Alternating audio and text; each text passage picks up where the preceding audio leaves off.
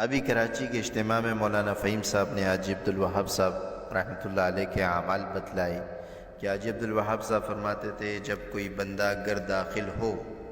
تو بلند آواز میں السلام علیکم ورحمۃ اللہ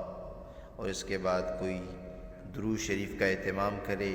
اور پھر بسم اللہ الرحمن الرحیم قل هو اللہ احد اللہ الصمد لم یلد ولم یولد ولم یکن له کفوا احد، اس کا اہتمام کرے۔ گھر میں داخل ہوا، سلام بلند آواز میں، اگرچہ گھر میں کوئی فرد شریک ہی نہ ہو، اس نے سلام کیا، درود شریف کا اہتمام کیا، قل هو اللہ احد پڑھا،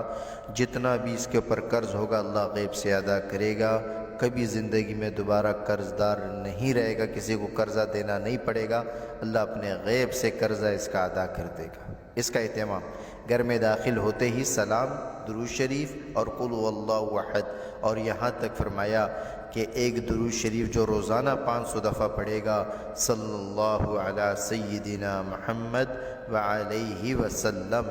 فرمایا جو 500 مرتبہ روزانہ ہر نماز کے بعد 100 مرتبہ پڑھے تو 500 دفعہ ہو گیا۔ فرمایا دنیا آخرت میں اللہ کسی کا محتاج نہیں کرے گا، اس کی دنیا بھی بنے گی، آخرت بھی بنے گی، دنیا میں بھی چین راحت سکون والی زندگی گزارے گا، مرتے ہی اللہ رب العزت اس کو تمام راحت نصیب فرمائے گا، تو اس کی دنیا میں بھی مزے والی زندگی گزرے گی اور مرتے ہی اللہ رب العزت اس کو انعامات سے نوازے گا۔ تو یہ اعمال ابھی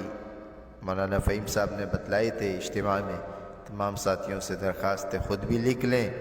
اور پوری امت تک اس کو پہنچائیں تاکہ ہر ایک اس سے فائدہ لینے والا بنے۔